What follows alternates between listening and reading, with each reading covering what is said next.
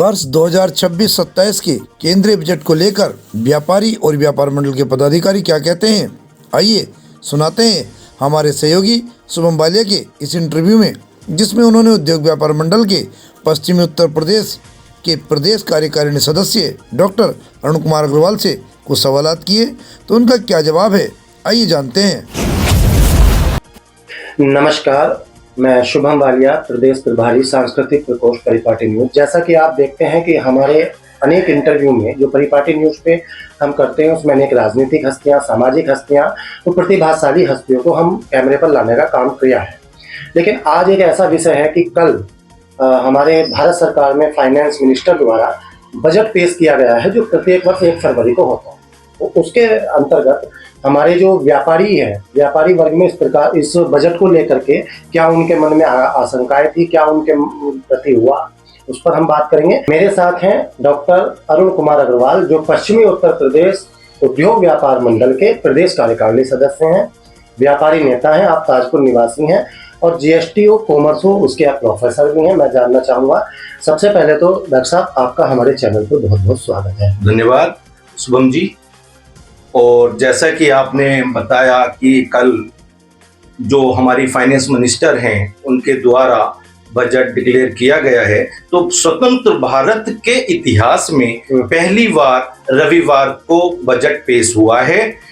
और यह बजट, क्योंकि आमतौर पर जो सेंट्रल गवर्नमेंट द्वारा बजट घोषित किए जाते हैं वो केवल 1 वर्ष के लिए होते हैं, परंतु ऐसा नहीं है। हमारा बजट बहुत ही दीर्घकालीन दृष्टि को देखते हुए 2047 तक भारत को विकसित राष्ट्र बनाने के लिए एक संतुलित, क्रमबद्ध, सुसंगठित बजट सेंट्रल गवर्नमेंट के द्वारा प्रस्तुत किया गया है। इसमें विशेष तौर पर बालिकाओं को फोकस किया गया है। अपने देश के 800 जिले और उत्तर प्रदेश के 75 जिलों में प्रति 1 जिले स्तर पर गर्ल्स हॉस्टल की व्यवस्था की जाएगी। इसके अलावा किसानों के लिए, व्यापारियों के लिए बहुत सी सुविधाएं इस बजट में हैं। इस प्रकार कोई भी लोभ लुभावनी योजना किसी प्रकार से सरकार द्वारा नहीं दी गई है, क्योंकि टैक्स पेयर को बहुत बड़ी उम्मीद थी कि इस बार इसमें कुछ ना कुछ और संशोधन किया जाएगा, परंतु ऐसा कुछ नहीं है, क्योंकि उससे पहले टैक्स और जीएसटी के लिए काफी सरकार ने कर दिया था। तो कुल मिलाकर एक संतुलित और एक अच्छा बजट माना जाएगा। डॉक्टर साहब, मेरा सवाल यह है कि जो छोटा व्यापारी है, आप व्यापारियों की लड़ाई लड़ते हैं, तो छोटा व्यापारी है, जो मध्यम वर्ग का व्यापारी है, उसके लिए इस बजट में कोई विशेष प्रावधान आप देखते हैं? क्योंकि आप इस विषय के बहुत अच्छे जानकार भी हैं, आप केवल व्यापारी नेता नहीं हैं, आप इस विषय के जानकार भी हैं।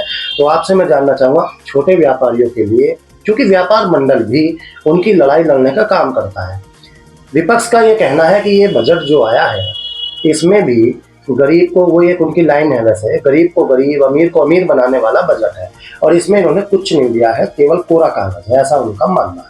ऐसा नहीं है, क्योंकि साल भर में सरकार द्वारा छोटे और बड़े मध्यम स्तर के व्यापारियों के लिए काफी सारी सुविधाएं हैं जो समय समय पर सरकार द्वारा डिक्लेयर की जा रही हैं, जिसमें उनको दुर्घटना बीमा है, जो लोग जीएसटी में इनरोल्ड होंगे उनको सरकार द्वारा ऋण दिए जाएंगे।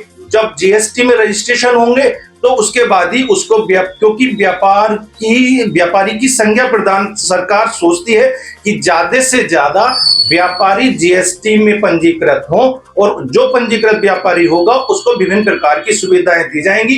क्योंकि अपना जो मध्यम व्यापारी है वो अशिक्षित है, वो सारी जानकारी होने के अभाव में पूरा फायदा उन चीजों का नहीं उठा पाता। पश्चिम उत्तर प्रदेश उद्योग व्यापार मंडल जो आप कह रहे हैं मध्यम व्यापारियों को जागरूक करने के लिए, अवेयर करने के लिए क्या कुछ प्रयास करता है, या केवल आप व्यापारी की आवाज बनने का ही काम करते हैं, या कोई ऐसे कैंपों का भी आपने आयोजन आपके संगठन ने किया है? नहीं, समय समय पर जीएसटी अधिकारियों के द्वारा, इनकम टैक्स ऑफिसर्स के द्वारा, हम लोगों के द्वारा, पश्चिमी उत्तर प्रदेश उद्योग व्यापार मंडल के द्वारा समय समय पर कैंप लगवाए जाते हैं। और जो संबंधित व्यापारी होते हैं, जो पीड़ित व्यापारी होते हैं, हमारे जो प्रदेश महामंत्री मुकुल जी अग्रवाल हैं, उनके द्वारा प्रदेश स्तर पर उन समस्याओं का निदान समय समय पर हम लोग कराने में मदद करते हैं। आखिरी सवाल है मेरा क्या कोई उम्मीद थी जो और सरकार कह सकती थी, या कोई सुझाव? क्योंकि कई बार क्या होता है कि सरकार में भी एक लिमिटेड कमेटियां हैं जो इसका निर्धारण करती हैं।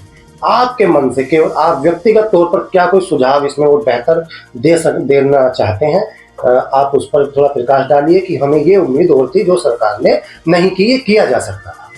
नहीं, सरकार ने 100% सरकार के बजट को छोटे व्यापारी, मध्यम वर्ग के व्यापारी, इन सब के लिए संतुलित बजट मानते हुए लगभग व्यापारियों को 100% देने की घोषणा की गई है। ये थे मेरे साथ डॉक्टर अरुण कुमार अग्रवाल, जिन्होंने 1 फरवरी 2026 को किए गए बजट को जो पेश किया गया है, आज उस पर 2 फरवरी में उस पर संसद में आज चर्चा भी है। विपक्ष कह रहा है हंगामा करेंगे, जो भी अब आगे देखेंगे। इसी के साथ देखते रहिए परिपाटी न्यूज सुबह। हमसे जुड़े रहने के लिए हमारे चैनल को सब्सक्राइब करना ना भूलें